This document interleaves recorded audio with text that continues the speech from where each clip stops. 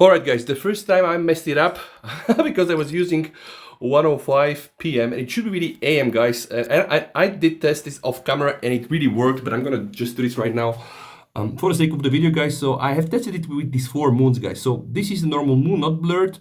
Again, another moon, version 2. Now this is blurred and this is blurred. Now let's, guys, just use it on that one. So right now I have the correct time. I will now turn on the scene optimizer and you guys are gonna see this really worked that time. So I was able to replicate what Cax was getting. So let me just go straight to, okay, 50.3.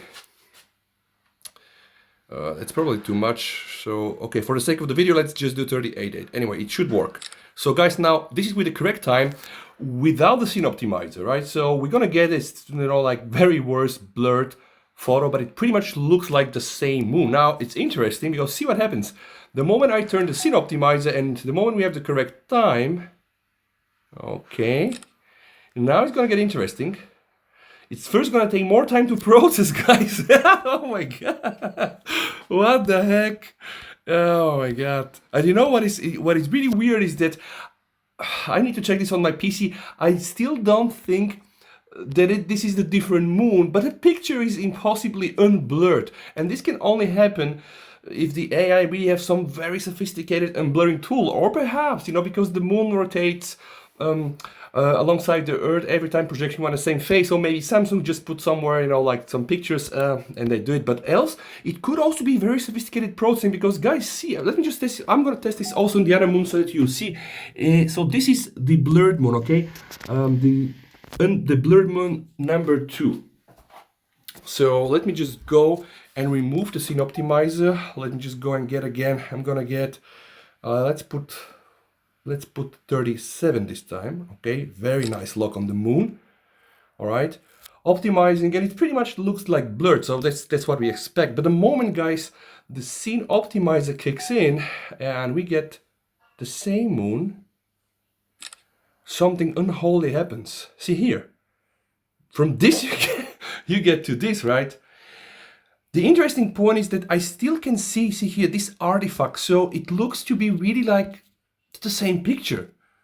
But what happens on the background is really crazy because I'm not sure how they really unblur it.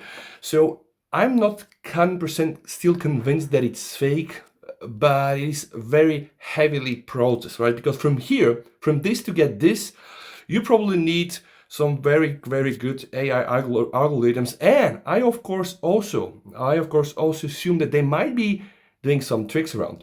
But see, guys, we can still see the craters here, so it is perhaps the very same moon. But remember, they can really have photographed the moon all the time that the moon rotates around the Earth. So now, luckily, thanks to Cax, I was able to replicate the very same scenario, guys.